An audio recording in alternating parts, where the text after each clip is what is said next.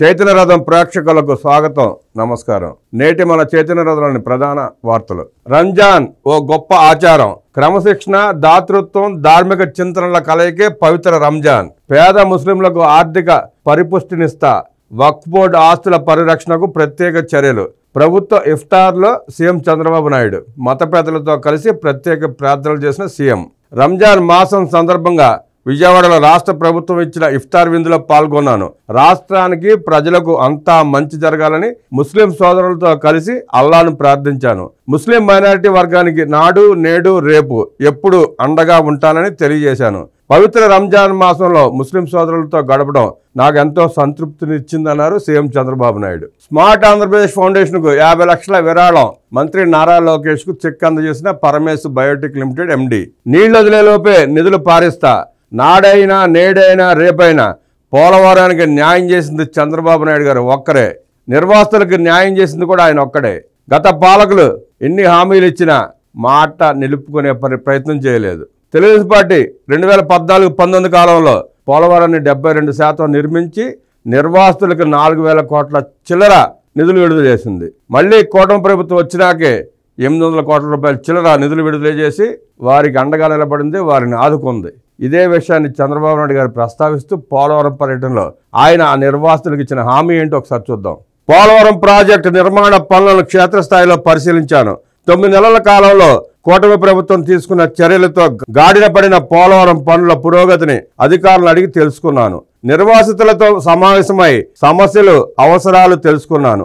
కూటమి ప్రభుత్వం వచ్చిన తర్వాత ఒక్క రోజులో 830 కోట్లు పరిహారంగా చెల్లించడంపై ముంపు గ్రామాల ప్రజలు తరలివచ్చి ధన్యవాదాలు తెలిపారు. 2014లో తెలుగుదేశం ప్రభుత్వం అధికారంలో ఉన్నప్పుడే 4,311 కోట్ల పరిహారం చెల్లించిన విషయాన్ని నిర్వాసితులు ఈ సందర్భంగా ప్రస్తావించారు. 2027 నాటికి పోలవరం పూర్తి చేయడానికి ముందే నిర్వాసితులందరికీ పరిహారం అందజేస్తామని వారికి ప్రభుత్వం నుంచి భరోసా ఇచ్చాను అన్నారు సీఎం చంద్రబాబు నాయుడు. అహంభావి జగన్మోహన్ రెడ్డి చర్యే పెను శాపమైంది. పోలవరానికి కాదు, రాష్ట్రానికి, రాజధానికి కూడా పెను శాపమైంది. అనాలోచిత దోపిడీ ధ్యేయంగా పరిపాలన చేసిన గత పాలన చూసాం, నేడు పాలన చూస్తున్నాం. గత ప్రభుత్వ కక్షకు పోలవరం ప్రాజెక్టుకు నష్టం వాటిల్లింది. పోలవరం నా సెంటిమెంట్, పోలవరం సోమవారంగా చేసుకుని ఆయన నిత్యం ఎలా పర్యవేక్షించారో చూసాం. ఆ 2014-19 మధ్యలో పోలవరం ఎంత వేగంగా పనులు నడిచాయో చూసాం. తర్వాత వచ్చిన పాలకులు దాన్ని ఎలా నాశనం చేశారో చూసాం. రివర్స్ టెండర్ల వల్ల ప్రాజెక్టుపై అదనంగా పడిన భారం 2,782 కోట్లు. రివర్స్ టెండరింగ్ అంటూ 700-800 కోట్లు ఆదా చేస్తున్నారంటూ వాళ్ళు చేసిన దోపిడీ 2,782 కోట్లు. పరిస్థితులు చక్కదిద్ది 9 నెలల్లోనే ప్రాజెక్టును గాడిన పెట్టాం. 2027 డిసెంబర్ నాటికి పోలవరం పూర్తి చేసి తీరుతాం. ఆ స్ఫూర్తితోనే పోలవరం బనకచెర్ల అనుసంధానాన్ని చేపడతాం. మీడియా సమావేశంలో భావోద్వేగంగా ప్రకటించిన సీఎం చంద్రబాబు. పోలవరం ప్రాజెక్టు నిర్మాణ పనుల పరిశీలన, అధికారులతో సమీక్ష. పోలవరాన్ని సెంటిమెంట్గా తీసుకుని పోలవరం పూర్తి చేస్తే ఉత్తరాంధ్ర, కృష్ణా డెల్టా ఎంత అభివృద్ధి చెందుతుందో ఆయనకు తెలుసు, ప్రజలకు తెలుసు, రైతులకు తెలుసు. అయినా ఒక్క ఛాన్స్ మాటగా మోసపోయి పోలవరాన్ని నాశనం చేసుకున్నాం, అమరావతిని నాశనం చేసుకున్నాం, రాష్ట్ర అభివృద్ధిని నాశనం చేసుకున్నాం. దేవుడి దయ వల్ల ప్రజల ఆశీస్సులతో మళ్ళీ ముఖ్యమంత్రిగా చంద్రబాబు నాయుడు గారు రాబట్టి పనులు వేగవంతంగా జరుగుతున్నాయి. లేదంటే పరిస్థితి ఎలా ఉండదో ఊహించుకోవచ్చు. మహిళలకు అవకాశాలు ఇస్తే అద్భుతాలే. నారా భువనేశ్వరి ఉద్ఘాటన. మహిళలు తలుచుకుంటే సాధించలేనిది ఏదీ లేదు. వారు పారిశ్రామికవేత్తలుగా ఎదగాలి.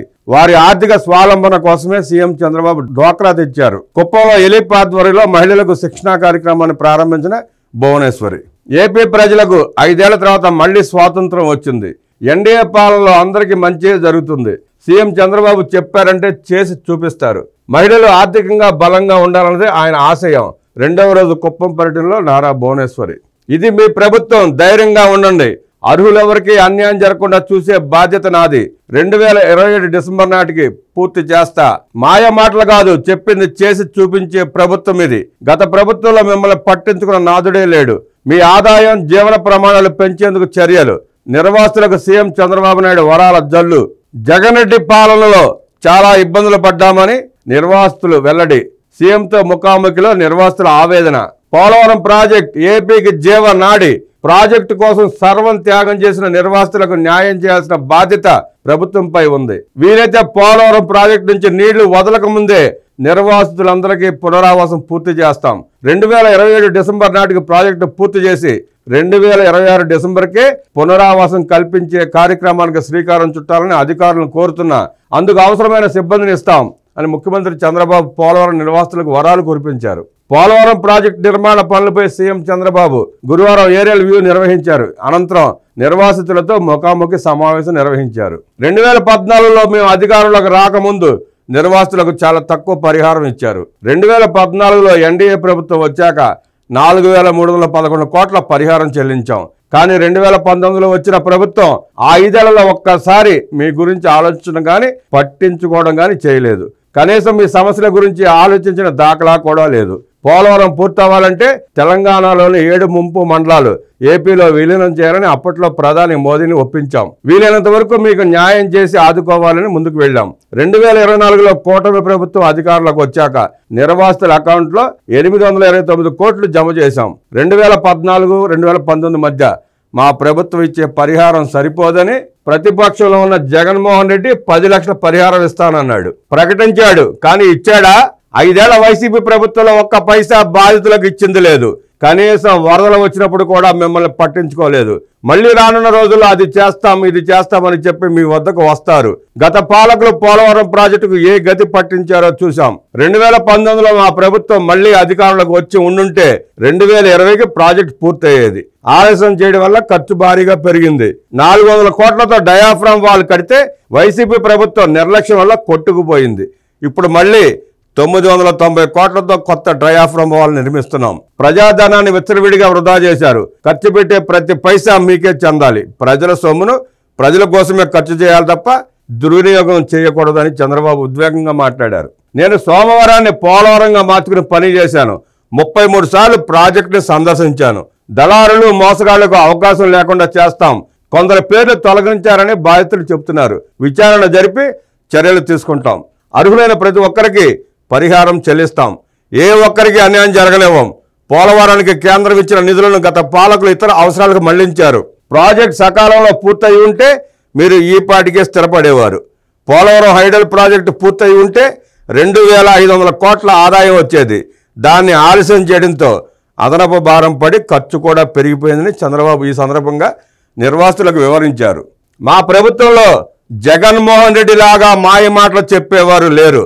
పునరావాసం కల్పించిన తర్వాతే మీ ఆదాయ మార్గాలు జీవన ప్రమాణాలు పెరగడానికి చర్యలు తీసుకుంటామని చంద్రబాబు హామీ ఇచ్చారు. మీరు బ్రహ్మాండంగా ప్రాజెక్టు నిర్మాణానికి సహకరించారు.